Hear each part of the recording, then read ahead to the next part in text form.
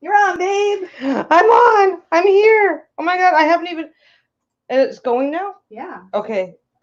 Oh, sorry. I can't go in. I have to wait until it's up before I can go in from the tablet. Hi, everybody. Hi, everybody. Welcome to the shit show. We need to make that your new banner. Welcome. Oh to my the God. shit Welcome to. I absolutely have to make it my new banner. Welcome to the shit show. Hey, we got 8 people in already. Wow. Hey, Whale Song's here. Alexa Joy, Lady Knight of Avalon. Who else is in? Lissy Red Serpent. Hey, Lissy, have you been into one before? Or have you just not bothered saying hi before? Because God knows we're a problem over here. Okay. So I'm going to say good morning. Lisa is poor Bruno. I don't know if anybody's aware of this, but our dog Bruno is a diabetic. And as part of diabetic care for dogs, about once every 3 or 4 months, you have to do what's called a curve. And that's test their sugar every hour on the hour. It's 2 not hours. every 2 hours. Yep. Yeah, it's not as it sounds. Okay, some dogs freak out, some dogs don't. Bruno was just as long as you give me a treat when we're done, and he's fine. But so Lisa, did you just hear that? Hey Bruno, you want a treat? We're gonna trick you.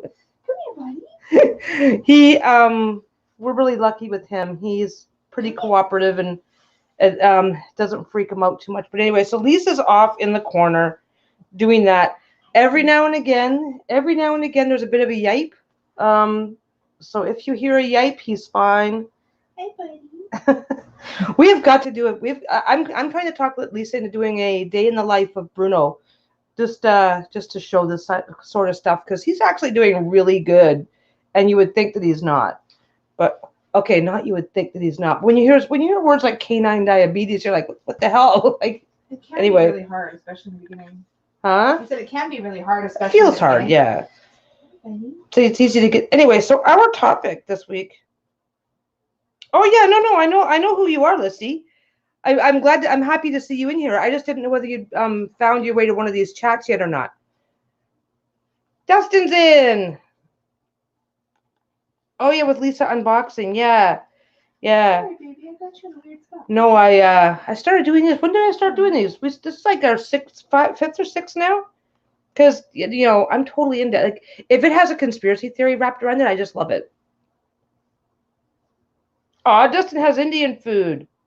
I want Indian food now. You're mean, Dustin. I'm not even awake yet. I don't know what I want. I don't know what I want.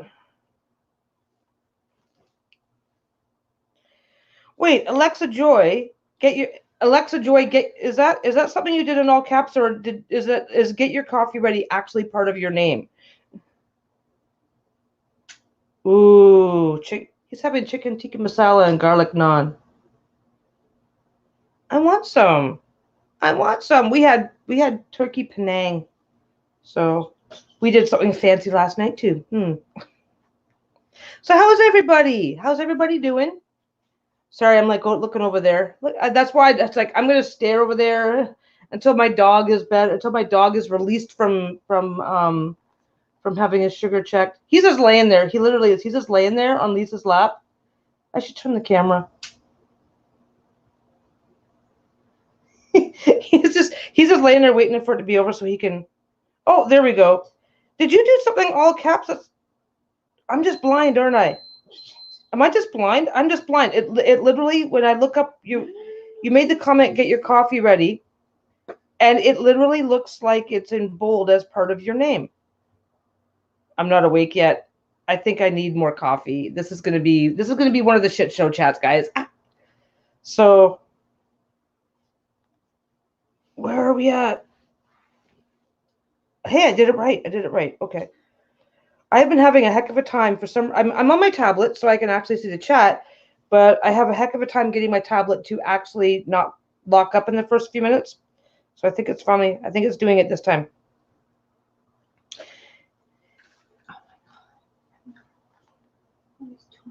I know. I saw the cat fight. What were they fighting over, Dustin?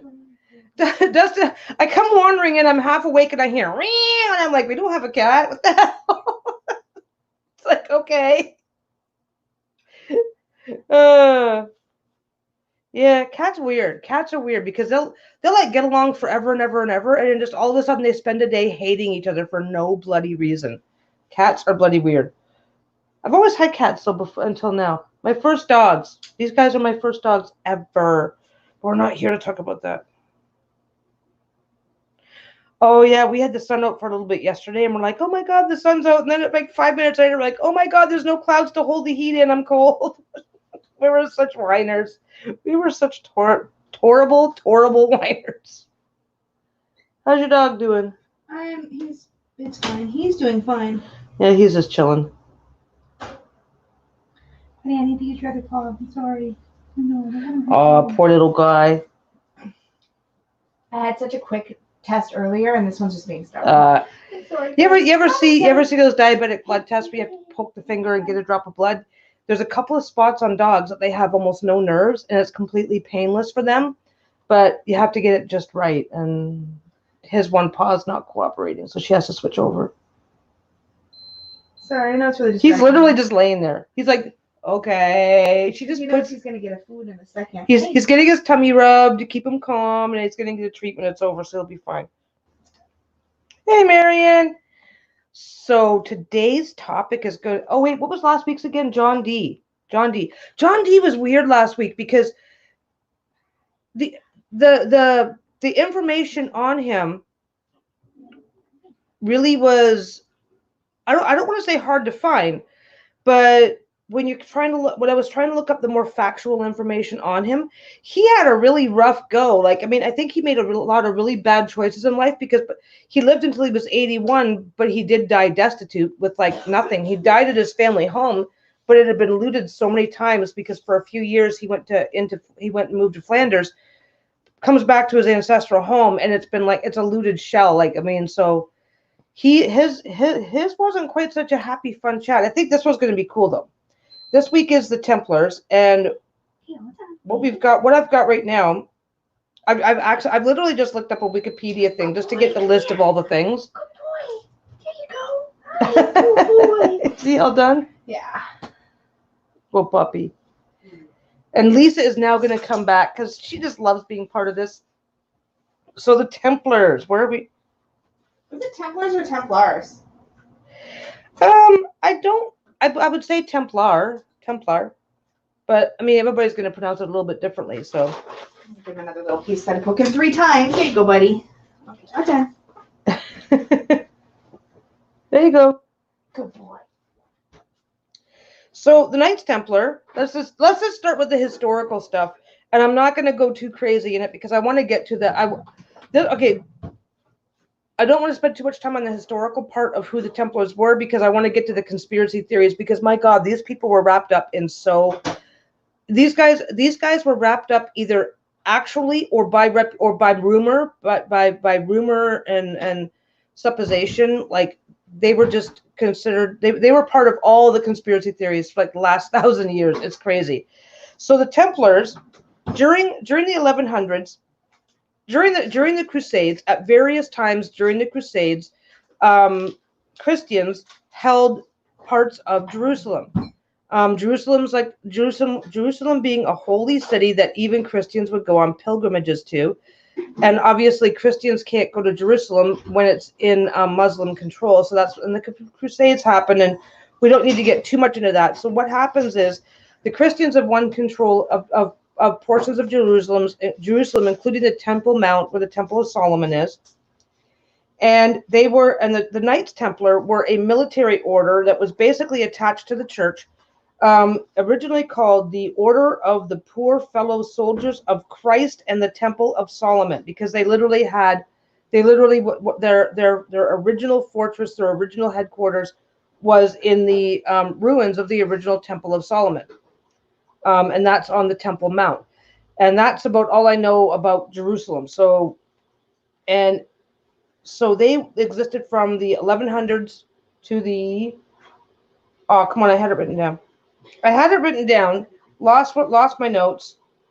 Okay, so basically what they did was they established a fortress. They turned the Temple Mount into a fortress and established safe passage. Established a string of fortresses. As the order grew, they established a string of fortresses along the main route where Christian pilgrims would come into the area, go to the Temple Mount, and do their pilgrimages. Because again, this is something I mentioned in a previous video. religious fanaticism was the norm, not the exception back then. People were extremely religious and did a lot of really stupid things in the name of their religion. So anyway, the order, as an order, they became fairly large, fairly popular. Like X percentage were the knights, the soldiers, and then like there's also a really, really high number of people that acted as servants and administrators and whatever to do this. So this is kind of where things start for the Templars.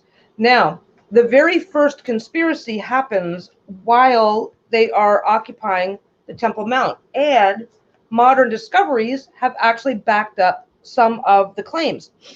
Apparently, under the Temple of Solomon were crypts. In these crypts were scrolls that were and I'm just gonna do this. Go okay.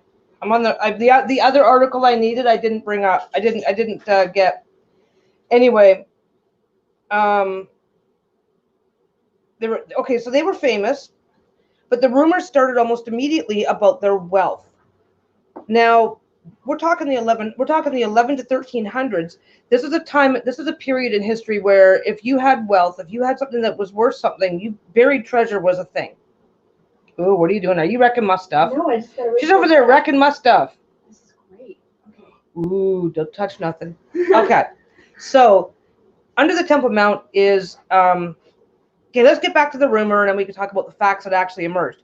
So the rumor is that the soldiers are occupying Jerusalem, portions of Jerusalem, and they are looking for treasure. They're finding scrolls, they're finding documents, they're finding maps, they're finding stuff, and they're using that to go out and get treasure. What is established as fact is that the Crusaders collecting and bringing back treasure to pay their soldiers, to pay for the building of their fortresses, stuff like that, is established. That is something that they did do. And the two treasures that they are supposed to have found is the Ark of the Covenant and the Holy Grail. So there's conspiracy number one. So now we're, oh, hi, Donna. Who else has come in? A bunch of people want, I'm like, do. I'm going to look up. I have the chat open so I can ignore you all. This is awesome. I'm only like, my first coffee hasn't even soaked in yet. That's when you're at your best, babe. I know, my first coffee, Lisa let me sleep in. Why are you blaming me? Set an alarm. You were cozy. You were up. You let me sleep. Yeah. It's your fault. I'm blaming you now. Be an adult. No. Said the adult. No. I only adult when I have to for exactly as long as I have to. And now everybody knows why we make such a good couple. Okay. So. Oh, Dustin has a Maine Coon. That explains the cat thing. I had a Maine Coon. No, She was the cuddliest cat I ever had. And then she just disappeared one day because Maine Coons love to be independent and have no problem surviving anywhere they go. Anyway, so yeah, we don't have to worry about the Holy Grail. Monty has it.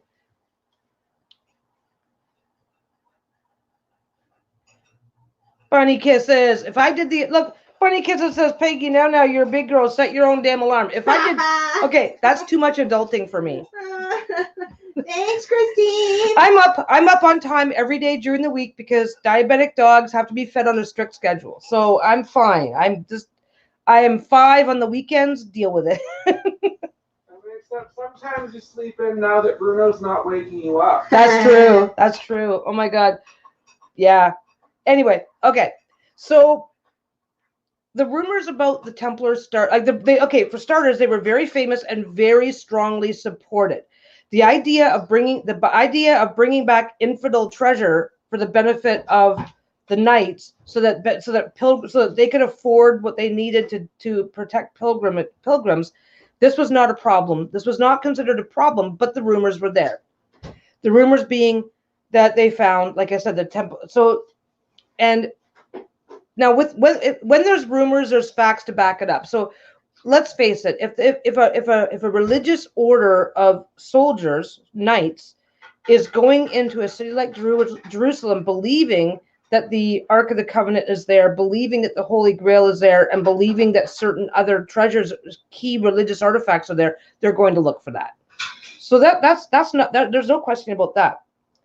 So, Kate Thompson asked to be celebrate Imbolc. I didn't do nothing for. We didn't do anything. Year. Yeah, I just had too much going on. We did other stuff, but no, we didn't celebrate Imbolc, at least not properly. Excuse me, not properly. So we've got rumors. We've got rumors about the treasure that they're bringing out, and there's no doubt that they are bringing out treasure. Just a question of what the treasure was. So it turns out, treasure and documents. Now, don't forget, anything that's believed that they carried what they believed to be a piece of Jesus's cross into battle with them. Like this order was based. This was a religious order. This was a religious order of knights. And don't forget, back then, kings, bishops and cardinals, and they all had their own armies. So this was. Why are you? I'm allowed to look at you. Where's your jelly poop I got you? Stop being so cute, and I won't look at you. Aww. Okay. At least I got me a new present. I gotta show you my present. Yeah, get your jelly poop. I gotta show you my treasure. My treasure. Oh, I should put you back on full screen. Look at that. A new sparkly poop. Sparkly poop. It's a sparkly poop. And for anybody who doesn't know, we started this. We started this thing about look at the poop to remind me to look at the camera when I talk. And so it goes just on top of the camera. So when I'm talking shit, I'm talking shit, guys. Okay. So I'm going on a little bit too much about this treasure business, but the treasure, the idea of the So were they like treasure hunters? Is that the deal? They all were back then. This is the 1100s. But basically there's no paycheck coming from anybody. They formed this, they got permission to form this. They may or may not have had support from they may or may not have had support from various noble families. They may or may not have gotten donations, but they're also expected to get their own. Going into the whole looting as part of warfare was common, and this was a military order. So there's absolutely no question that was going on. And because they're operating under the grace of God, there's we don't know what the Muslims thought of their activities, but from a Christian perspective, and because this was Holy War's time, from a Christian perspective, they're engaging in something that they're rightfully, as Christian soldiers, allowed to do. This is not in question. I mean, it's a completely different social and moral standard than anything we would understand today. But hey, we won the war. We're going to take everybody's gold and riches, and we're going to this is the kind of this is how it was back then. So that was normal. But where the conspiracy theory, like they almost immediately found themselves under, not immediately. This is where our modern day conspiracies come from, because we know that as a religious order, looking for religious artifacts and religious documents would have been a priority for them. And there's no question of that. So the rumors, they found the Holy Grail, they found documents, they found the Ark of the Covenant, they found, they are rumored to have carried a piece of Christ's cross. And we can argue to death whether or not something like that could have been real, but this is 1,000 years ago, and that was much closer to Jesus's story and his outcome and his execution than we are now. So who knows what they had and what they believed they had. But so here's where things get weird. Modern archaeology finds out that there are crypts under the Temple of Solomon, and in those crypts are documents. Now, after the Dead Sea Scrolls were found, and I think that was like in the 30s to 50s, over time, other documents have been found. And those other and some of those documents were found under the Temple of Solomon. I don't know very much about it. I was looking up the Templars, and they've got so much around them that I didn't give very much of this a deep look, because then we would just be on one topic. Anyway, what they found under the temple was called the Copper Scroll. The Copper Scroll turns out to be literally a treasure map, outlining where a dozen or so, I think it was 19 different treasures are buried around Jerusalem. So Now what we're looking at is, did the Templars find their way? Did they find documents? Did they find other hidden chambers throughout the temple complex during the 200 years that they occupied it? Did they find anything else? And because treasure maps were a thing. You are sent out to hide the treasure from the invading army, and then you come back with a map showing where the treasure is, and then you hide the map. That way you're only hiding a map and you're not hiding that's the copper scroll. Details of location. So so now the modern theory is, one of the more modern theories is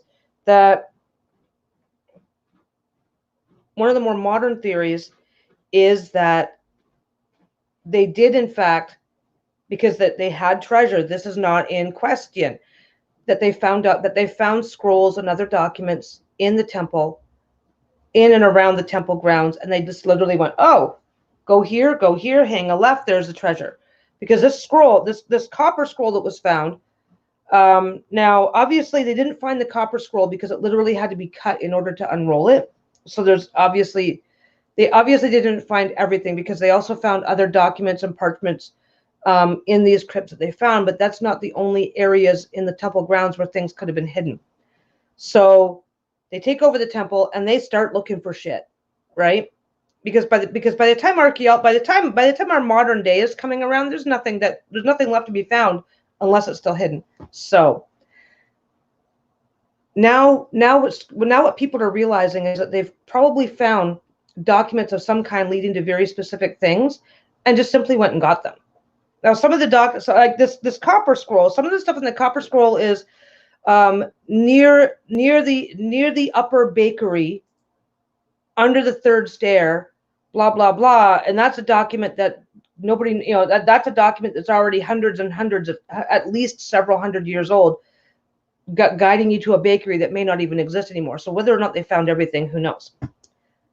Okay, so that sets the tone for pretty much everything else that's coming afterwards, because they've got treasure. And one thing that people with money did was lend it to people without money. Money lending was a very common thing for very common reasons. So now we have, okay, so the order was disbanded very suddenly by King Philip IV of France, who took action against the Templars in order to avoid repaying his own financial debt. So basically, they've got all this treasure. They have got at least some artifacts that are probably considered like a holy artifact. Even something that was minor would be beyond price in that time. Okay, so King Philip IV of France, because it was a Spaniard who originally proposed and started the order. So Templars are funneling their treasure back into Europe, and they're funneling a lot of it into into France. King Philip of France suddenly decides that the Templars are a problem because he owes them. So he basically was borrowing money from the Templars to run the kingdom. That's how much the Templars are bringing back. Didn't want to pay his debts. Trumps up a bunch of charges against him of heresy, treason, and a whole bunch of other crimes. Rounds up as many as he can, including where is he? De Monet? Is that his name? Come on. De Molay. Including De Molay, who is their leader.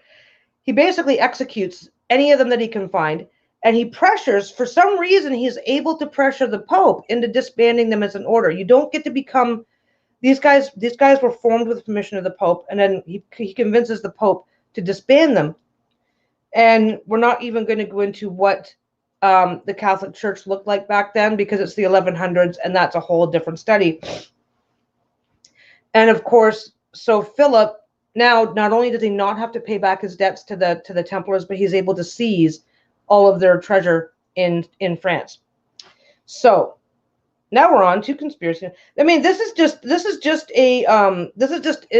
conspiracy after conspiracy after conspiracy after conspiracy with this order. Is crazy, because you've got a shit ton of money, and it to a degree that really mattered back then. Don't forget, these are work or die societies, where these are work or die societies where even rich men could find themselves literally starving in the street, over you don't go on welfare, you don't get unemployment, and you don't necessarily have friends or family who, if you're there's no structure that protects people from poverty.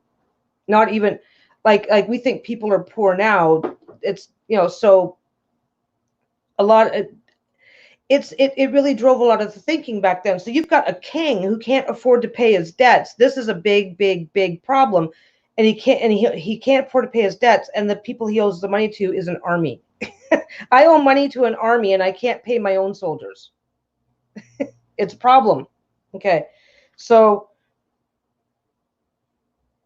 Oh, okay. Marianne says allegedly that happened on Friday the 13th, which is one of the reasons why it's considered an unlucky day. Oh, Donna had to leave, but she's back. I gotta look that up again. There is basically these guys are surrounded from the time they formed until the modern time. These guys are surrounded by like 1,000 years of conspiracy. I started a document in the Google Drive with a few facts. So after they're disbanded, and we're okay. So basically, the knights that were captured were forced to confess to crimes under torture, and we're assuming that most of what they were forced to confess to is where the money was hidden and artifacts and anything else that was going on. And they basically end this by disbanding the knights and then executing everybody that was left, including the Molay. So our next skits, I got a hair on my poop. Oh my god! I got a hairy poop. Okay, so the Molay, I don't know what direction, which, yeah. If you open the messenger, hun, on the other tablet, that other document with your facts will show up. Oh, you can just. What I was looking for was the name of what the order became. Basically, almost immediately. Okay, so this is what's happening in France. Almost immediately in Portugal. The Order of Christ. Yes. Okay. So almost immediately in Portugal, what's also happening is that the Portuguese king, is like, hey, blah blah blah. These guys are now the knight. Okay. By the time the knights were disbanded, by the time this happened in France, the Knights Templar were literally stationed all through Europe, because they literally their mission was to protect people as they traveled to and from the holy sites in Jerusalem, in the Holy Land. What's going on? Donna's being helpful. Yeah, exactly. It's fine. What? I'm giving my wife a hard time because that's what I do. Stop it. Okay, so where are we at? Oh my God, where are we at? I haven't even started. My God, this is 1,000 years of conspiracies, guys. It gets crazy. So let's try and I gotta talk even faster. This is gonna get bad. No, don't talk fast. Okay. So basically, so we've got rumors. Rumors are whether or not they found the Holy Grail. So the Holy Grail, the Ark of the Covenant, and a few other minor artifacts, basically, and books of the religious texts that were never included in the Bible, religious texts that were more factual representation of things that were happening during Christ's time, all kinds of shit. And the rumor is that they've got it. Now we know they've got important historical artifacts. We just don't know what, and we don't know where they are. And this was something else that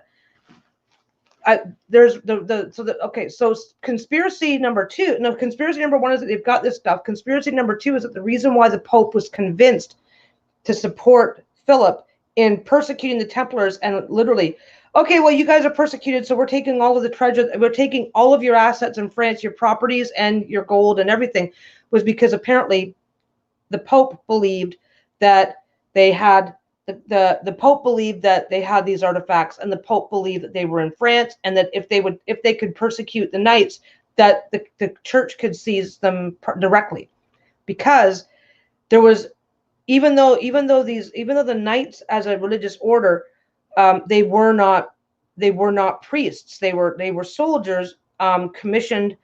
The church didn't have the authority to go in and seize their property, and so they had too much power. They had too much. The church felt that they had too much power, and the church wanted the Holy Grail, the Ark of the Covenant, the piece of the Holy Cross that they took into the battle, and everything else that they might have that's significant.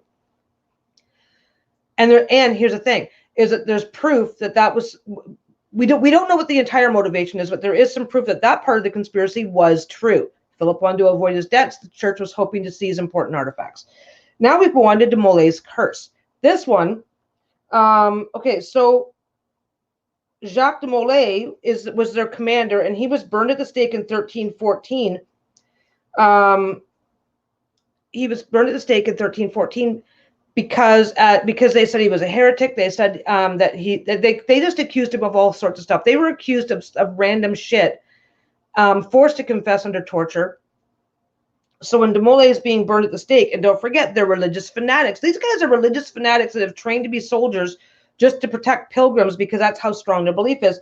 So he's at the stake. So basically, he cursed Philip and the Pope Clement V, King Philip IV of France, and Pope Clement V. These are the two that conspired to bring down the Templars. He cursed them, saying that he would meet them before God before the year was out. And sure enough, Pope Clement died a month later, and King Philip died later that year in a hunting accident. They both died within a year of executing this guy, who apparently remained calm and just prayed quietly the whole time while he was being burnt. He made his curse, and then just and while he was being burned alive. It's like fucking crazy shit. And Prince Philip's sons all died at young ages, resulting in the end of the House of Capet. And then his death and the death of all of his sons, leaving no clear heir to the throne, is what led to the 100 Years' War. The 100 Years' War is felt to be a direct result of, by people that believe, a direct result of de Molay's curse. So there's the next one. The next one is this. Now this is more of a Christian conspiracy theory, was that the Knights Templar were doing right by God. They were doing holy work, and that this was their punishment. Yeah. Oh yeah. The Vatican. Basically, the understanding is that Prince Philip and Clement basically split their treasure half and half. Half went to Rome, and half stayed in France. So there's no doubt that all of the properties were seized and all of the treasuries were looted. There's absolutely no doubt about that. Yeah, the domino effect of a curse. So at the now I don't know what the current.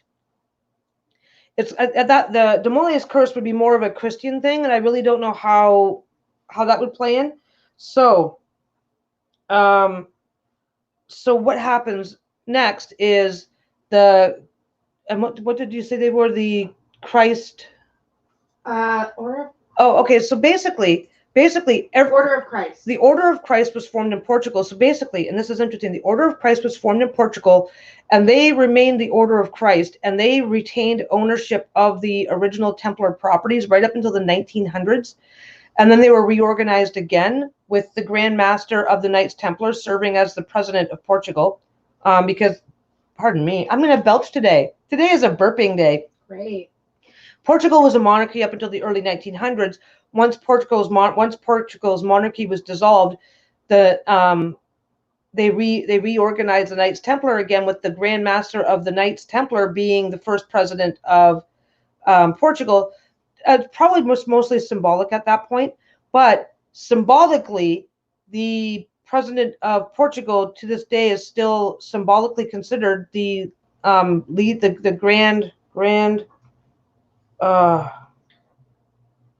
the head knight. You do have a question. Of the Templars. I believe the Knights Templar were monks. No, I don't know. Now they weren't married. They had to take vows of chastity and poverty, but they were not. A monk would be considered somebody who's like ordained by the church, and these guys were knights of the church. So that's why they were able to retain some of their own power, because there were soldiers. Various cardinals and bishops and whatnot had their own private armies. that answered to the church, to them, and then through them to the church. The Knights Templar didn't. The Knights Templar had their own authority. They were commissioned by the church, but they didn't.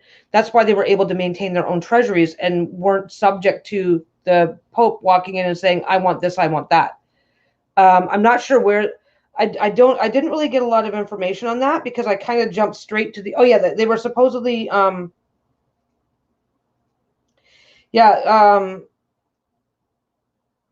We'll back up to the. We'll back up to and start getting into the various things. So, yeah, different groups and different organizations that were religious in nature didn't always have as direct a connection to the church as we think. They were soldiers. They were knights. I would guess. Okay. Here's a great comparison. Game of Thrones, the Night's Watch. Okay. So the Night's Watch, back when they were, if anybody's watched the Game of Thrones, the original. If you haven't watched the Game of Thrones, get out. You're so mean. Okay. So basically, in the world of Westeros that exists on TV, and this is probably a very close approximation, in the world of Westeros that exists on TV, second and third sons, the sons that are going to inherit nothing. When the Night's Watch was first formed, it was a great honor to join the Night's Watch, and it was the minor lords, the sons of minor lords, and things like that would join it because, well, I've got 5 sons, only one's going to inherit my estate, so the other 4 joined the Night's Watch.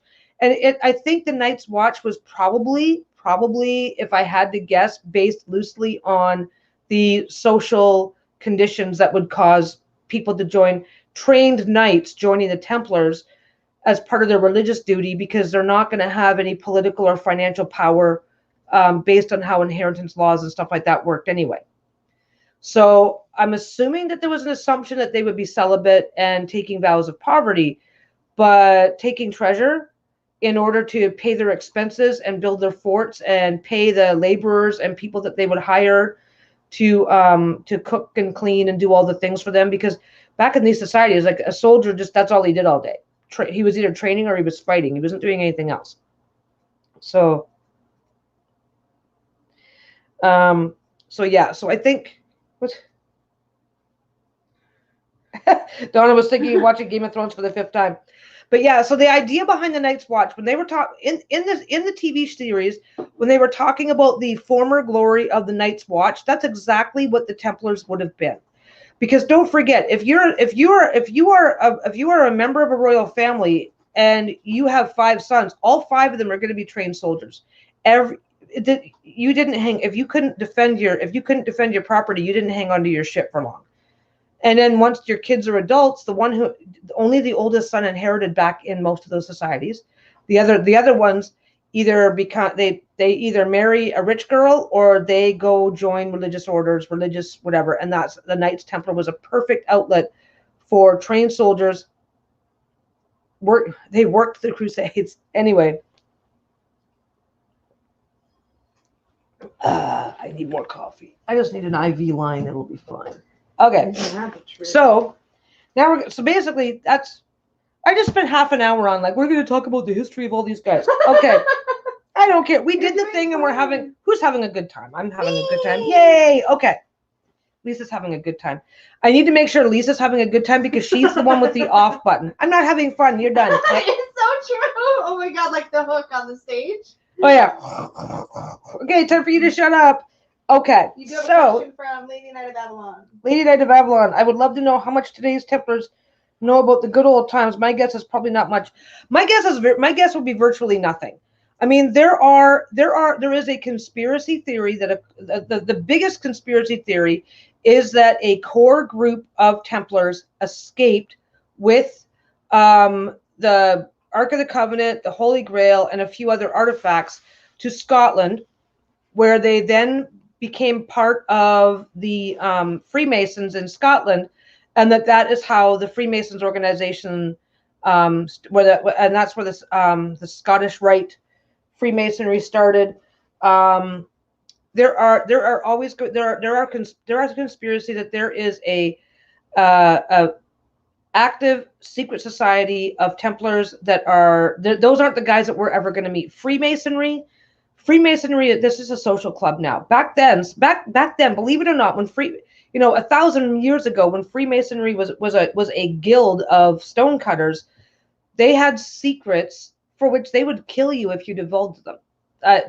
Obviously, it would depend on who you were and where you were, because back then every skill set had its guild, and the guild protected, again, work or die society. You don't share how to cut stone with your neighbor because he might take work as a Freemason and take money out of your pocket. So yes, dear. Kim J has a comment. For British gentry families right through the 20th century, it was common for second sons to be groomed for the clergy. Exactly. So a second son that has military training but does not want to be a priest, he joins the Templars. It's really that simple. And again, it's a good like I said, what the Night's Watch became with murderers and rapists. That's not what I'm referring to. It's the commentaries throughout the series of what the Night's Watch started as is probably a pretty fair comparison. But yeah, if you didn't want to become, the first son is for the family, the second son is for God. Every son after that, and don't forget, these are families, like 13, 14 kids was common. And your ability, and like the death rate was also high among children, but the more money you had, the better food you had, the more likely your kids are to survive. And it's very, very common to see families with so many kids that there's no way that these kids are going to go on to decent lives unless they became a Templar, became a priest, or joined. And here's the rub: if your father is royalty, you can't go and become an accountant or work in a kitchen, or you can't do that because it's not done. You can't do it. For an organization this big, they must have had a bunch of contingency plans, so sure, some got away. Absolutely. Basically, the Knights Templar were all through Europe. They were all through Europe. They were in the UK. They were everywhere because their entire purpose was to maintain control of the Holy Land and to protect pilgrims while they were traveling. That was it. That was it. That was their entire official purpose. So when Philip in France is doing all this shit, the Templars everywhere else are hiding their treasure. They're taken off. They're going underground. It wasn't until King Philip convinced the Pope to support him, and the Pope said, yeah, these guys are heretics. They're evil. We need to arrest them. And there was a huge purge. But by then, ideally, most of the important stuff is already gone. So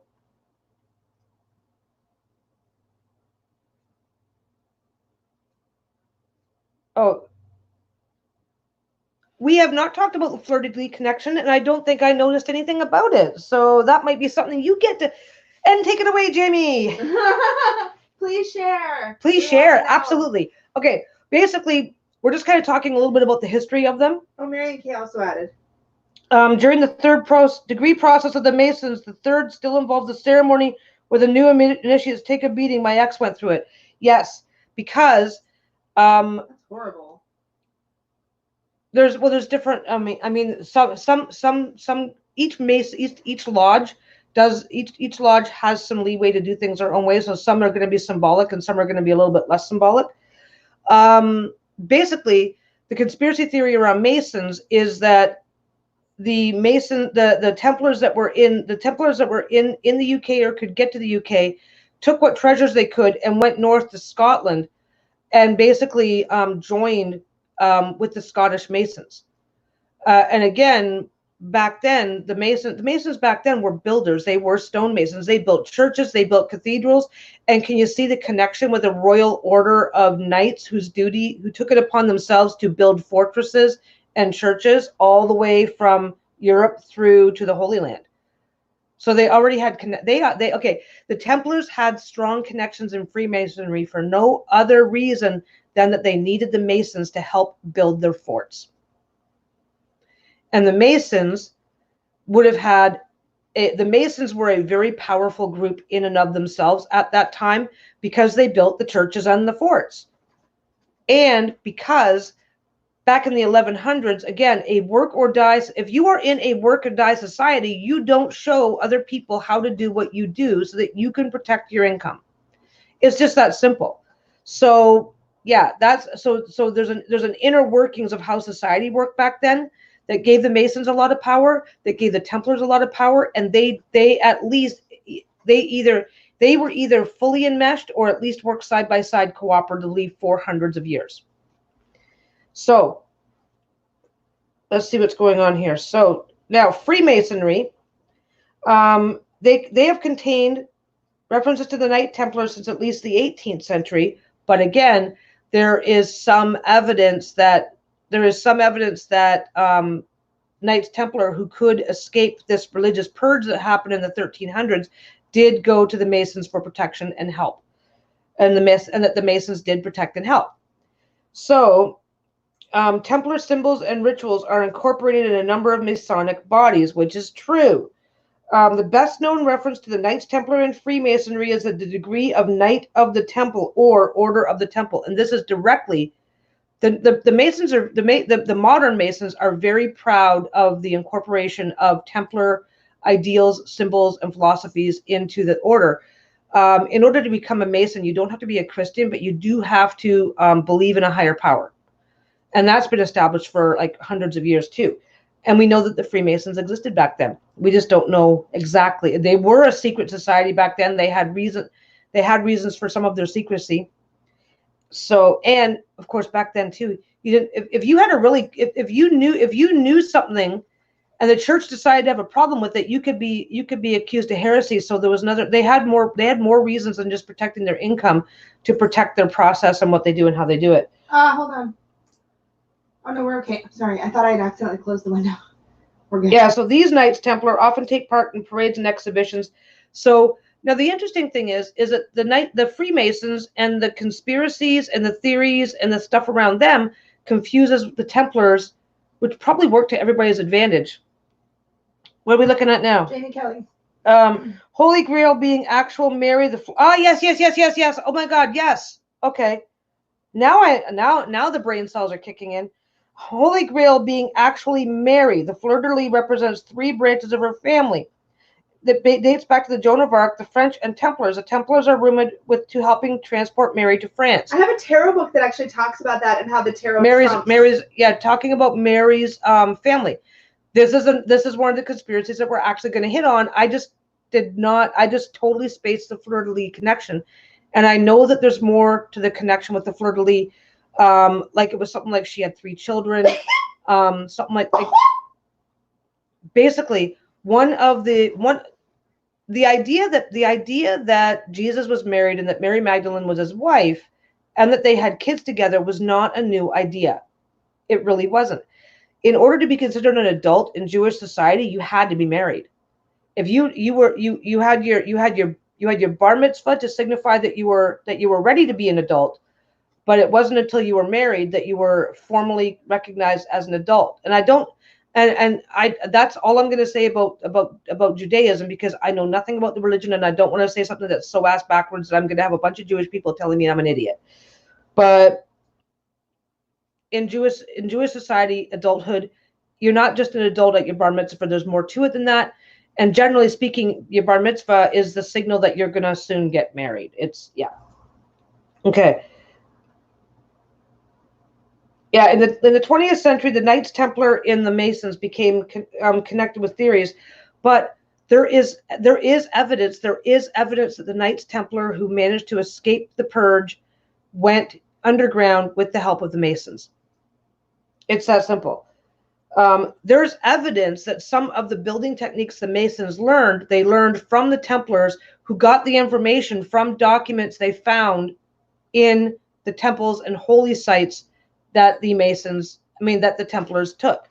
So, but now let's get to the freaky stuff. Okay, what? Comment from Lady Apple. Oh, okay. There's also a story of Jesus not having died on the cross, but having escaped to India. Not sure much fact there is to that one. I don't know if I want to do Jesus as a topic or not, because it's there are so many theories about what Jesus did. There is a book. There are the Dead Sea Scrolls and other books like that contain documentation that shows that Jesus spent time in India, learning, and that he was an Essene, which is a particular sect within Judaism. There are so many documents. There are documents about Jesus that were considered historical references at the time that were written shortly after his death, like in the Dead Sea Scrolls and stuff, that detail him having connections. I just burped again. Thanks for announcing it. You're quite welcome. Anyway, there's all kinds of documentation that shows that this might be true, but it never made it into the Bible because obviously nobody wants it to be. From a Christian perspective, you don't really want to find out that your religion is heavily impacted by a trip to India. That's, you know, so I don't know what else to say about that would make sense. But yes, there's evidence that Jesus spent time in India. There are theories that he survived his crucifixion and went on to live a life in hiding. So, and we don't know. That's not connected with the Templars, but what is connected with the Templars is the belief that Jesus was married, that he fathered children, and that the Templars found one of the roles of the Templars. They found their way to Mary's offspring, protected them, took them under their protection, and brought them to France, and then brought them when the politics started turning against them, smuggled them out of France. And the Da Vinci Code. Now, the Da Vinci Code is fiction. It's not a real book. I haven't heard that, but I would much rather think of that than the cross thing. I can't even handle thinking about the torture he was said to have endured. Yeah, he was said to have been purged of mankind's sins through the beatings and torture. I don't know. I think there's a lot of conspiracy about that too. But yeah, so the theory is, one of the conspiracy theories is that a remnant of the Knights Templar still exists today, very much in the style of the Dan Brown book. What was that? The Da Vinci Code. How could you forget that? We're all talking about it. I need more coffee. More coffee. I'm talking. I'm not reading, people. I'm bad for that.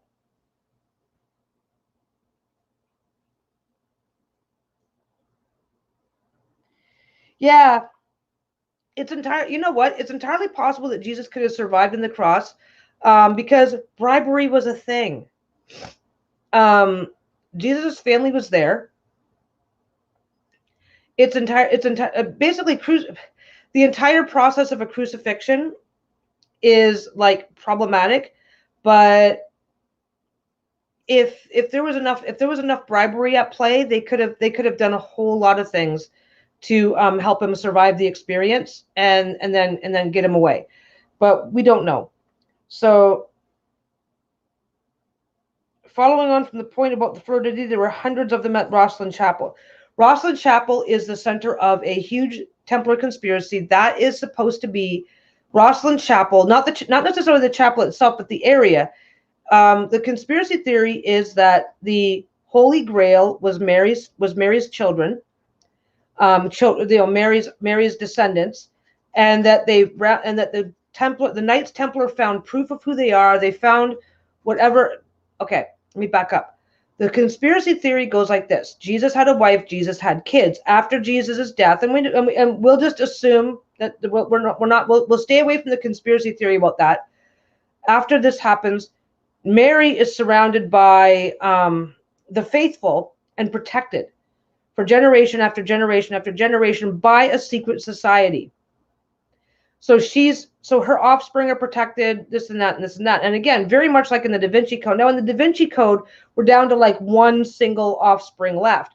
So Mary's protected, her offspring are protected. Now, that's not going to be important to anybody unless the proof of who she is also available and also protected. So the conspiracy theory goes that the Knights Templar come into Jerusalem. They're a Christian order, but they're also noble, honest. there's zealots of a different type. You know, they're like the second and third sons of noblemen. So they're educated and they're, you know, they're doing God's work, but they get into these documents, they get into these scrolls, they get into all of this stuff. And just don't forget, back then people routinely were educated in ancient Greek, in Latin, in Hebrew. Back then being taught those kind of languages was part of just basic education. And because of the extreme likelihood that these knights, they were not just squires who worked their way up. They were the second and third sons of noblemen who were educated. They're going into the Holy Land and they can read some of this shit. They're finding a scroll and they're reading it. And this is another reason why from the conspiracy perspective that they became at odds with the church, was because they started finding proof that the church was not was more about the power than the religion, and they started having differences of dogma based on what they were finding in ancient artifacts and texts versus what the church was teaching the people. So that made it a little easier for the Pope to be convinced. The treasure and the fact that the Templars are getting a little too powerful and a little too vocal about what's really going on in Christianity. So that's...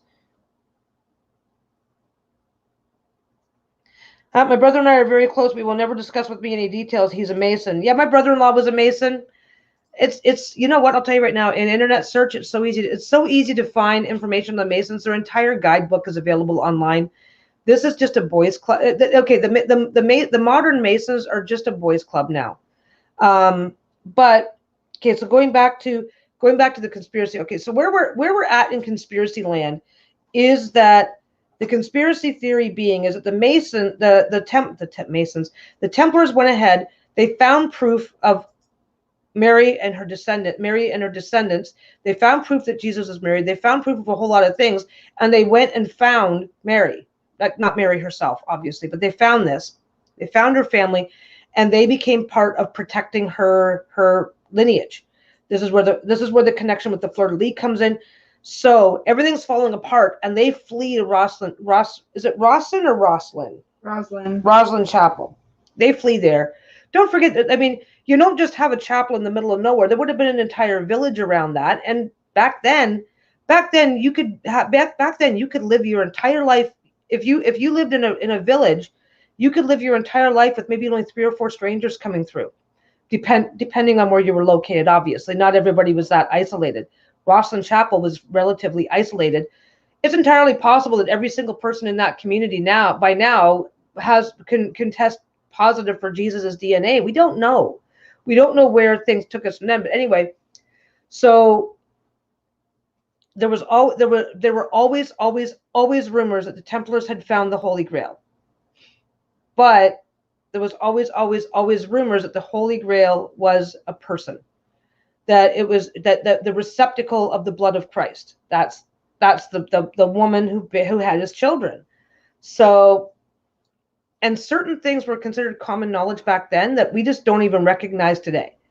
Like, and it's really, really basic. Like certain farming techniques that we no longer use, to them would have been, well, oh yeah, you do that, and you know, even certain things that we consider obvious to us now are certain things that were obvious to them that were relatively simple concepts. To us now, we're like, oh, well, I don't know how to till my field like that because I use a tractor, right? You know, using a scythe. If you know how to use a scythe properly, you can clear a field of hay in just a few minutes. Okay, a small field, but so things were considered common knowledge back then that we're not even aware of because nobody would have even thought to document it. So the idea that Jesus was married and had kids would have quite likely, my opinion, been a common speculation. The theory that Mary had children, that Jesus and Mary had children together, that he was married, and that the family was eventually the descendants were found, protected by the Knights, and brought to France, and from there escaped up into thing. There's evidence that they were protecting people. There's evidence that they were protecting people. Now, we don't know who those people were. Maybe like, obviously conspiracy theories are going to take over. So I'm going in circles on this because I haven't had enough coffee. I'm blaming the coffee. We like your circular. Well, you guys, they won't let me blame you, so I got to blame the coffee. I got a little thing back there. You ever have those little cup warmer things? It's like you plug it in and it has a little heat on the bottom. Those things actually work. They're awesome sauce. Okay. So Rosslyn Chapel obviously has a very strong connection with something that happened in France. It has a connection with the Templars, and it has a connection with the Holy Grail. There's no question about any of that. The conspiracy theories are wrapped around, what was it? Was it a person? Was it the actual? If it was the actual Holy Grail, and this is the really interesting thing, the Knights Templar carried a piece of the cross with them into battle. If the Holy Grail was an actual physical real cup, they would have had it. They would have stood behind it as a protecting symbol. So I don't know. I'm at the I don't know. I totally think there's a bloodline. I think there's a bloodline. I believe that there's I firmly believe there's a bloodline from the minute I found out that, and again, ancient Judaism, modern Judaism, in Jesus's time, a man was not considered an adult and not given the privileges and rights of an adult in Jewish society until he was married. Period. So for Jesus to have even been taken seriously in any way, shape, or form requires that he be married, requires that he has kids. And now in Jewish society back then, in every single society back in Jesus's lifetime, women didn't have a lot of rights, privileges, or status. So not talking about your kids or your wife was perfectly normal, accepted. There's no problem with that. And he was 33 when he finally began to preach, or 31, and he was executed at 33. His actual ministry was not until he was much older. So what did he do for those 20 years? He had kids. He raised his kids. He had a family. He took care of his family. He went to India. He learned, and there is evidence of that, and it's not in the Bible because it was rejected at the Council of Mycenae that he had. The Council of Nicaea. Oh my freaking God.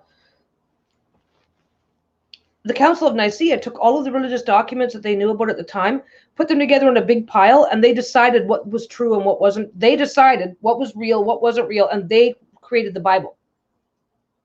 The number of documents that were rejected, like there was like 30 or 40 other books that had been in the Bible that had been in previous Bibles that were rejected, including the Apocrypha, which is a set of 5 books, and the Pentateuch. No, the Pentateuch is the 5 books that detail Jesus's life from the time of his childhood and that 20-year gap.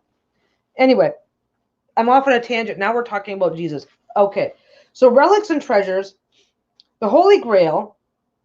The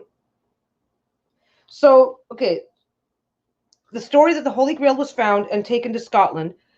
The conspiracy being, we don't know if it was the Holy Grail as the Bible, as Christians understand it, or if it was actually a person. Jamie said she did about 2 years of research on the Knights Templar.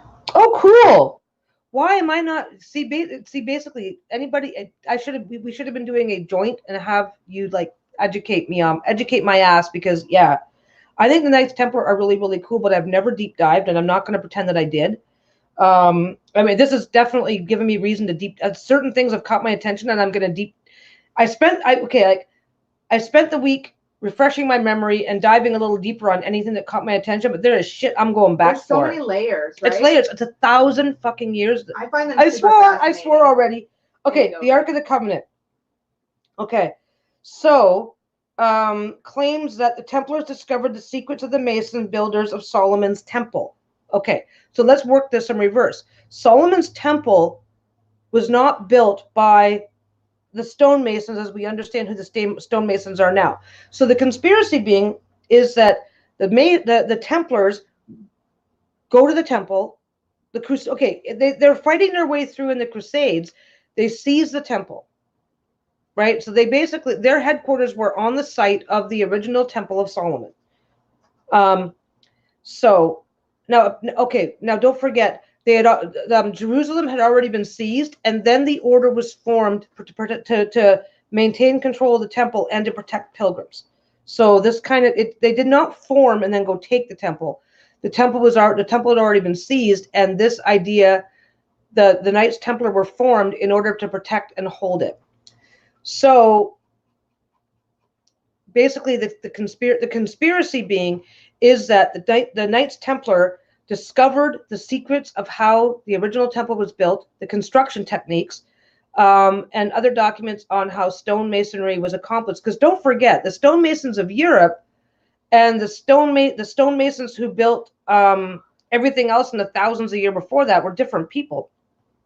Anyway, the conspiracy theory on this one is that the Templars learned all of these stonemasonry techniques and taught them to the stonemasons, because it was after that some of the more grandiose buildings started getting built by the Masons. So there is evidence that the Templars were the patrons of the stonemasons, and that is how the stonemasons guild built up such skill and such power, was because it was not the other way around, where the Masons taught the Templars, but was where the Templars taught the Masons. And again, we've got a class of people who are educated and can read and write, and we've got a class of people who are just simple stoneworkers, where literacy is only going to be for the people who work their way to the top of the food chain in that culture. So that's back to the Freemasons again, where it's like the Freemasons were just a masonry guild until the Templars got involved. Okay, now the next one, I'm just going to start, and this is just from a simple, this is just from one simple document. Every single one of these things, the connection between the Templars and the stonemasons, it could take you weeks to study this, just that one thing.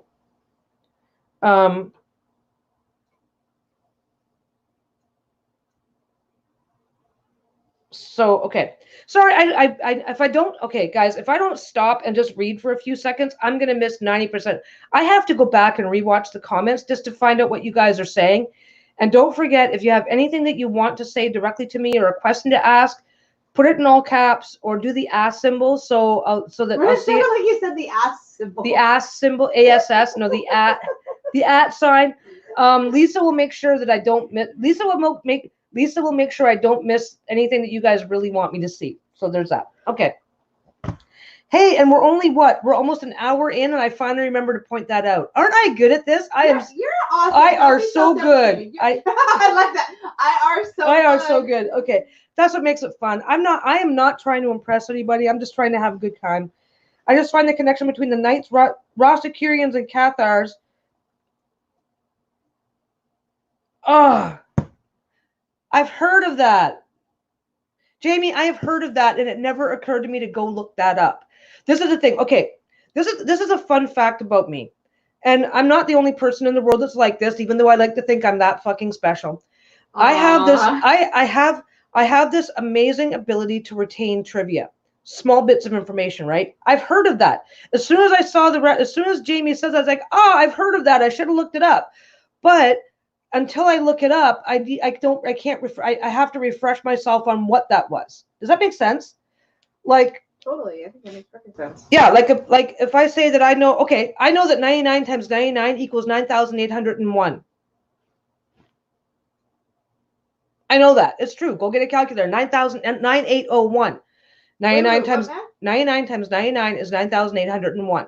99 times 98 is 9,702. Because 9801 is 99 times 99. So to go down by one, you just go down one, up one, down one, up one, down one, up one, and you can do. Yeah, I know this. You're so bizarre. I'm bizarre. That's a weird thing. I retain weird weird facts without necessarily retaining a shit ton of details around it. So if you say something to me, I'll retain the fact, and then I'll go look it up later, and that's cool. But if I retain the fact without having an opportunity to look too much into it, then I'm like, oh, I remember hearing about that, and then I'm like, you tell me about it, because I You know what I mean? Does that make sense? I love looking shit up. Yeah. I'm like, oh, hey, I remember a reference to this. I'm going to go look it up now. This pisses these guys off all the time. They'll go, hey, I just heard about a thing, blah, blah, blah, blah, blah. And I'll go, oh, yeah, that's a blah, blah, right? Tell me some more. And they're like, how do you even... She's obnoxious to play boggle with because she'll pull words out of her asshole. And then I'll be like, you said asshole. Yeah, I know. But it's your channel. Anyway, Oh. And I was like, do you even know what that is? If you don't know what it is, you can't use that word. And she's like, oh, it's a blah, blah, blah part of this particular trivia. flower. And I'm just like, anyway, it makes me angry. Oh, Kim's got to go. Oh, family birthday lunch. Say happy birthday from us. Happy birthday. Tell them that the internet says happy birthday. Yeah. Okay, anyway. Appreciate that. So this is why sometimes I can remember a reference to something but don't necessarily have a lot of the details. I'm not trying to be a know-it-all that knows all the things. It's like, oh, hey, I remember hearing a reference to that, and I'm trying to tell me more. Anyway, I would love anybody who has, link to interesting stuff. If you have a link to the Rosicrucians, I never pronounce it right. Rosicrucians? Rosicrucians? I have no idea. Yeah, I don't know how to pronounce. If you have any links, any interesting tidbits to share, any interesting ideas, like, hey, if you want to learn more, look up this. Go ahead and put it in the comments after, because I love this shit and I love having conversations about this shit. I love taking the bits of trivia that I've collected and building a bigger picture around it. If that makes sense. I don't know how to describe this because not everybody has this trivia thing that I do. Anyway, okay, so yeah, mentioned the Pentateuch. Yeah, it's the first 5 books of the Old Testament, and there's also the Apocrypha, which is books that were not listed. There was apparently I have the number 41 stuck in my mind, but apparently there were several dozen books. Different versions of the Bible existed before the Council of Nicaea. And what the Council of Nicaea did was said that, because people were literally going to war with each other, like literally, like little battles being fought between people over various interpretations and various specifics within. So they agreed on what the Bible was going to look like going forward. But they threw away more books than they included, because there was also the book of Judah that was removed, because Judah Iscariot, of course, being the betrayer of Jesus. They said, well, he doesn't count. They did a lot of stuff to the Bible. We should actually throw the Bible into the hat. I've actually read huge chunks of it. It's an interesting philosophy, and it's an interesting concept, and it's interesting in a whole lot of ways if you take the religion out of it and just look at it as a philosophy, a combo philosophy / history book. But anyway, so now we're on to the Ark of the Covenant. Again, the idea that the Templars found the Ark of the Covenant, which also includes inside of it the 2 tablets of the 10 Commandments. The rumors are there. The rumors are there, and the Ark of the Covenant. Now, this is one of the little fun fact things, but the Templars also built forts and churches in Africa. They explored huge chunks of land. They let's see if it's listed here. Yeah, if you want to look up the Church of St. George in Lalibela, Lalibela, Ethiopia, was built by the Templars. So we don't know where things were and where things were not, but this particular Church of St. George was built by Templars, or at least it was credited to being built by Templars. Right after around the same time that the Templars were persecuted, they had also Saladin had taken back Jerusalem, and they had lost that battle, which was why it was a perfect time for the church to swoop in and persecute these guys. So this church was credited to, it was literally like Doug's, if it's the one I'm thinking, Lisa hasn't got it up yet. Yeah, for them now. This isn't a pit. This has basically been carved out of a pit from a solid stone, from one solid rock. And it's a church. This church is supposed to be the site of where the Templars hid the Ark of the Covenant from the church. And they took it south into Ethiopia. The Templars and Masons are reported to have built, the Templars did their own building and had their own builders. We don't know when it comes to areas like this was basically a giant chunk of rock, and they carved straight down and built this church. And I believe this church is about 800 years old, built near the end of the Templars' influence, or the Templar order in Europe. We don't know how long the Templars lasted in this area. Don't forget, people are not texting back and forth what's going on. These guys the Templars could have continued here in this area for hundreds of years. So this is the conspiracy theory around this was A, how the fuck did they build this thing? And B, that this is where the Ark of the Covenant was hidden from the church after that. The interesting conspiracy, back to the church, is why the Templars would have hidden so much from the church when they were commissioned by the church, loyal to God, the church, the this, the that. So there was definitely something going on in the background as to why the Templars clearly did not trust the church, or they would have turned over artifacts, and they didn't. Okay, so the next one. Yeah, this is worth a bit of a study all on its own. Yeah, this is worth a study all on its own, because it's my understanding. Now, if I remember, unless I'm forgetting something, and Jamie can correct me, please correct me if I'm like so ass backwards that I'm getting it wrong. But yeah, this was one single piece of stone. That's crazy to me. Yeah, they found this rock. How they found it, they found an area, cleared the top, and just and put it in this pit. Ethiopia is also a very dry country, so flooding and stuff isn't going to be a concern. But yeah, the Ark of the Covenant was said to have been housed in this and protected by one of the. Okay, when the Templar were persecuted, they scattered. So some of them went into Africa. Yeah, the ones that had certain treasures went south, certain treasures went north, and everything was removed from France as soon as they realized something was going on. They got as much out of France as they could. Next one, Shroud of Turin. Okay, so the Shroud of Turin was first publicly displayed in 1357 by the widow of a nobleman known as Geoffrey of Charnay, described by some sources as being a member of the family of the grandson of Geoffrey de Charnay, who was burned at the stake with de Molay. So this grandson has the Shroud of Turin, which is reputed to be, if anybody doesn't know, the Shroud of Turin, when a person died, they were wrapped in a burial shroud. When Jesus' resurrection happened and they opened the cave, all they found was the shroud. The shroud was protected. The Shroud of Turin comes to light 40 years after the execution of a Templar, of the grandson of a Templar who was executed. So the Templars had this. The Templars had this in their possession as the Shroud of Turin, as Jesus' final shroud. And again, they kept it. They didn't turn it over to the church. They hid it for some reason. So there's a paleographer named Barbara Frail wrote a book claiming that the shroud had been kept by the Templars after 1204. So they had it.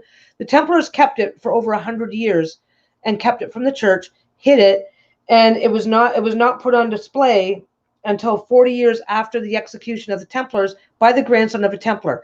That's all I need to say on that one. That is literally all I need to say.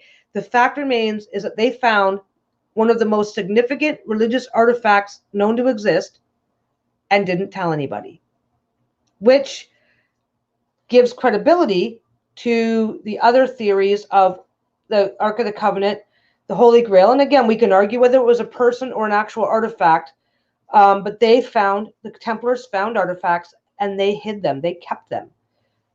And we don't know why. They're a military order who feels like they have strength and power in protecting what they've done. But they wouldn't. I think to have disclosed what they did find would have put them immediately at odds with the church. And I think some of this. I believe that they found stuff that they believed was even more significant than these things, and decided to protect all of the things, to protect what they felt were even bigger secrets that just simply have not come to light, or people didn't understand what they were at the time. Anyway.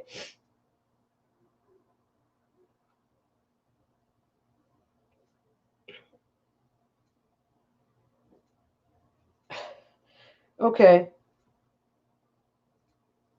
Yeah, so this is believed to be in the possession of the Knights Templar. And again, nobody gets a hold of a shroud like that just because without having, so that's, now we've already touched on de Molay's curse leading to the 100 Years' War. Yes, okay. So apparently, the curse was supposed to have been, and for those who missed it, the curse, that's the shroud. So that is supposed to be Christ's image superimposed into the shroud. And if anybody doesn't know what the shroud is, not a zealot, but a protector of the sacred objects. And I do think that for some reason, over the 200-year history of the existence of the knights themselves, they went from some degree of zealotry to protecting these sacred objects over and above their own church and religion. So something changed. And again, this is an organization that has an extremely high literacy and education rate, and the soldiers coming into it. We're not talking religious zealots who have left the family farm to go join the Crusades. We're talking trained soldiers from wealthy families that were literate, that were educated, and they diverged from the church. Amy Gansher said Oak Island. Oak Island has some theories around it. Oak Island, there's a hidden treasure in Oak Island, and nobody really quite knows what it is. Is that a separate thing, or is it connected to the Knights Templar? I don't know. I'm not sure. There's all kinds of theories around it because it's supposed to be a treasure that was buried by pirates in like the 1500s, 1600s. But the way that the treasure was buried was in such a way that they don't understand how they put the treasure into the ground, and they're not sure. It's credited with being a pirate treasure, but some of the stuff that they're bringing up doesn't match what a pirate treasure should look like, or the skill that the pirates could have, or the skill that some uneducated pirate could have brought to the table to actually bury it. So we need to look at Oak Island. Yeah, because somebody said there's a show also about Oak Island. There's so much stuff about Oak Island. There's tons of stuff. I watched documentaries when I was a kid about Oak Island. Oak Island. When I was a kid, the documentary was it's a pirate treasure, and I believe it was credited to Blackbeard. But since then, they've found more evidence that nobody knows. I can show you some pictures, but yeah, Oak Island has its own separate conspiracy, and there is, and again, back to the idea that the Templars survived as an underground secret organization. So yes, claims of hidden survival. So there's supposed survival in Freemasonry, which makes sense. There's a logic there. Oh, it's going on to 12:23. We're gonna have to wrap up soon because Becca of Intuition Tarot, she has a live that starts at 1, so we want to make sure that we're wrapped up by then, so that she doesn't have to get screwed over. So the Knights Templar in Scotland.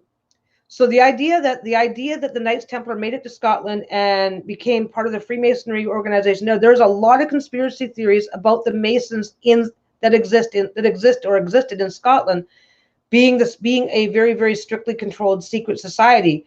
And it's from there that we get some of the rumors about people being killed for violating the Masons' secrets. And again, people having a huge problem with disclosing secrets of how stonemasonry works. It was already a guild issue. You don't betray your guild by giving the information away to people who might then compete with you.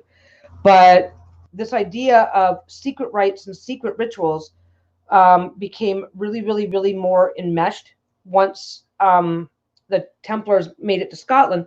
I think they did. I think they did make it to Scotland. I think they took some really important artifacts with them. I think that if Mary's descendants, if Jesus and Mary's children, their descendants survived, I think that's where they would likely have ended up.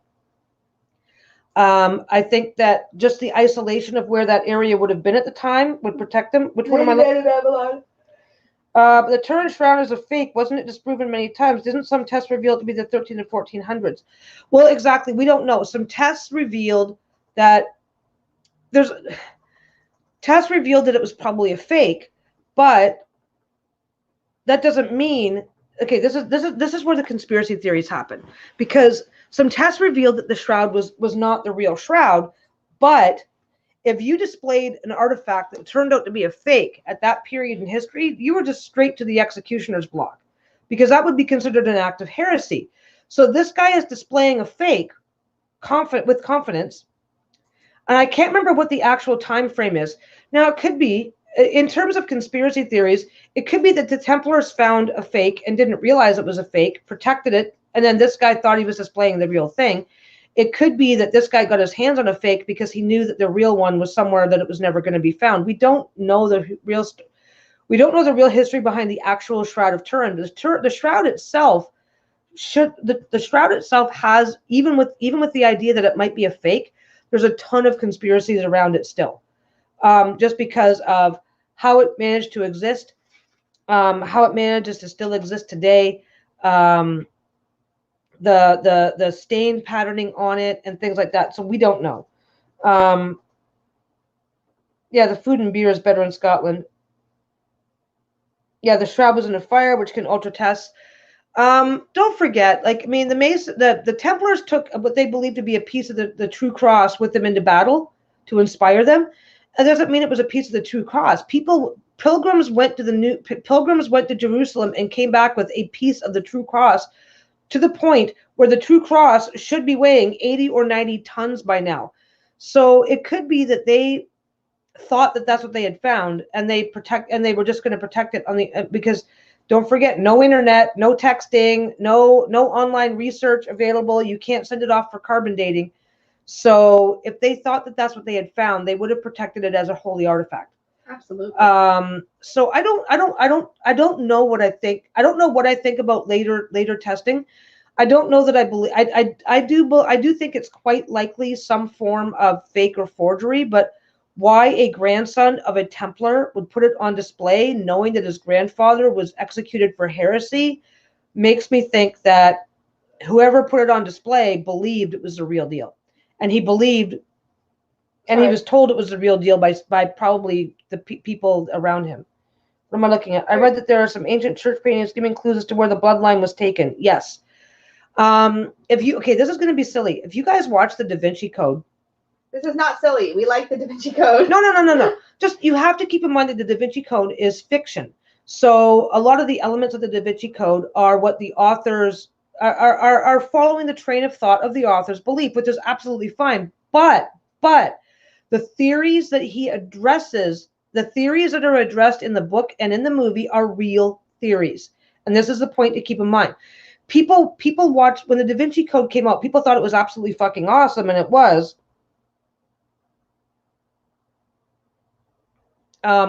Sorry, I'm doing the thing again. I'm a squirrel. People watched the Da Vinci Code, and some people went, "Oh my God, this is fucking awesome." Other people believed it about, this is the truth. This is the truth, and this is the theories. The movie and the book were put together following the theories through a chain of events. It's like, if these theories are true, then this could be the breadcrumb trail that we can follow to find Mary and her offspring. So if you read the book or watch the movie with the idea of, let's document just how many conspiracy theories, theories and conspiracy theories are wrapped around the Templars, because every single aspect of this movie was 1000% related to ideas, thoughts, and conspiracies that surrounded the Templars. Because at the end of the Da Vinci Code, when he found his way to Rosslyn Chapel, the people that are there, they are the Templars. They are the last remnant of the Templars protecting the last remnant of Jesus' offspring. The idea that a secret society could exist with its the idea that a secret society could exist with an unbroken line of their mission, their documents, their histories, their traditions. The idea that a secret society, that's not a new idea. That is not a new idea at all. We have found evidence of secret societies that exist within families that go back generations. And it's like, the kids are raised in this. It's like, okay, well, this is our beliefs. This is our family. And the one thing our family believes is that this is information that we need to pass down but not share with outsiders. This exists. Secret societies exist. And there are families that have held secret knowledge of one kind or another for 1,000 years. So, yeah, now I want to rewatch the Da Vinci Code. I just said that in chat like I'm half an sorry. hour ago. No, it was a while ago. You totally missed it. We are at 12:30, honey. Do you know We are at 12:30. We have to think about going soon. This is such a good one. Do you know where your hat is? I know where your hat is. It was a trick question. You have to get it for you? You probably need to get my don't kick that cord. Really? Okay, I set up the command center. So the Knights in Scotland, the Knights Templar in Scotland have a huge shitload of conspiracy theories. The Knights Templar in Ethiopia, that's kind of a new one because... Did you see Jamie Kelly's comment? By the way, sorry to interrupt. I'm sorry. This is how it went down the rabbit hole years ago. I started researching the theories. It was fascinating, and it is. It is utterly fascinating. And what was utterly fascinating to me about I've read the book and I've seen the movie Da Vinci Code. What was utterly fascinating to me, it was that every single theory, thought, and idea in that comes directly from existing conspiracy theories, some of which are incredibly well researched. The idea that the Templars have pretty much been confirmed to have had some relationship with Rosslyn Church. The Templars have been pretty much confirmed to have a relationship with this church in Ethiopia and other key sites. Like, they made it all the way down to Ethiopia. Ethiopia is like nowhere near Jerusalem. Why did they? Okay, this is going to sound shitty, but why would they go into what would have been at that time savage lands? Like, I mean, the vast majority of there were the Zulu kingdom, there were the Zulus and the Nubians, there were various kingdoms and whatnot in Africa at that time, but nothing nearly as advanced as what existed in Europe at the time. So why are the Templars going that far into what would to their sensibilities be wilderness full of native savages? And again, I know that, I mean, Ethiopia had its own culture and civilization at the time, but they're not building with stone at that time. Like, they were very much still tribal societies. So why are the Knights Templar going that far south, and who are they running from? Because there were no, like, they weren't on mission. They were not on a mission to convert anybody. If people happened to be converted along the way, that was fine. But they weren't interested in that. They were interested in protecting European pilgrims and controlling the section of Jerusalem that they had. And they had no reason. And again, we're going back to the 11 to 1300s. They had no reason to go to Africa. None. No reason to go into Africa whatsoever.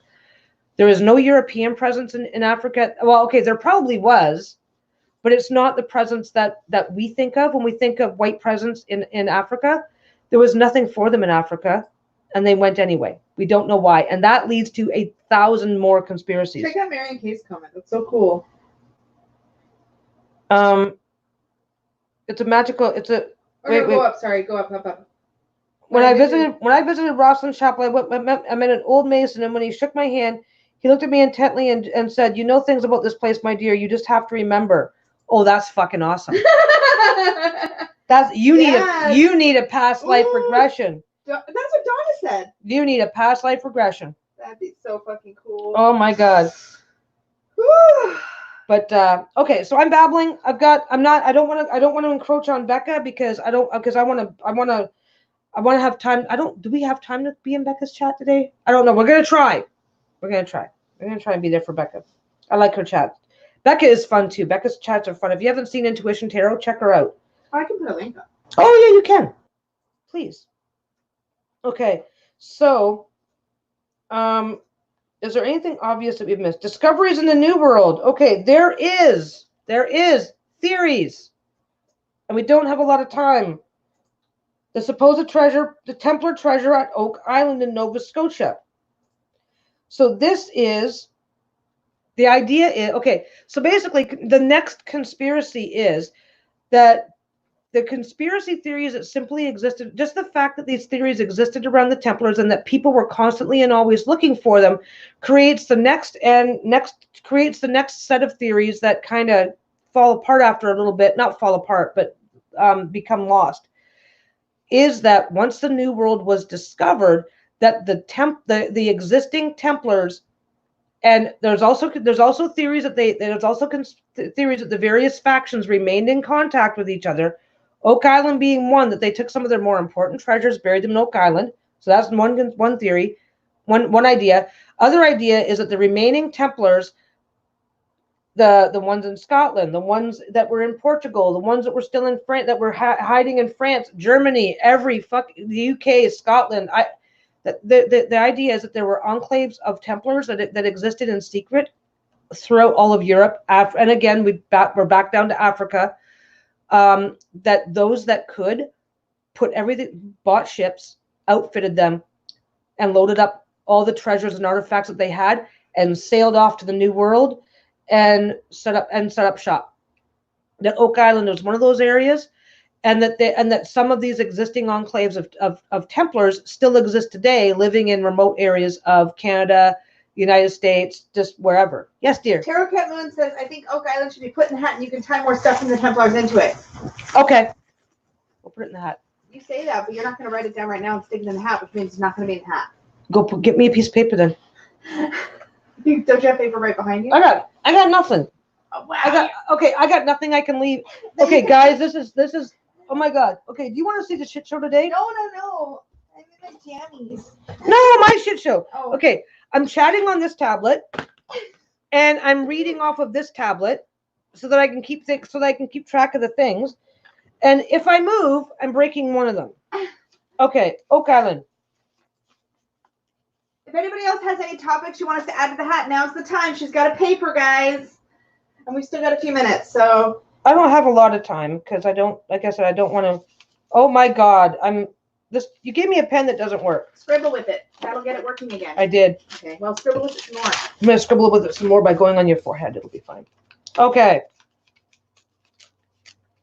Okay, I will say that if this comes out of the hat as quick as it went in, I'm going to be stunned. Because we had Nostradamus and John Dee were connected. Templars, I don't know if the Templars are connected or not, but I find it interesting because I think that both Nostradamus and John Dee would have known about the Templars, so I think there's that. Oh, Donna's soldier boy just got home. What's the soldier boy's name again? Say hi to him for us. I'm bad with names. I'm horrible with names. Okay.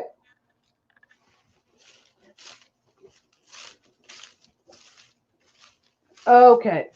So Lisa, you know what? Lisa uses the tarot card to do past life regressions. I do. I offer a past life reading. Oh yeah, you do have those.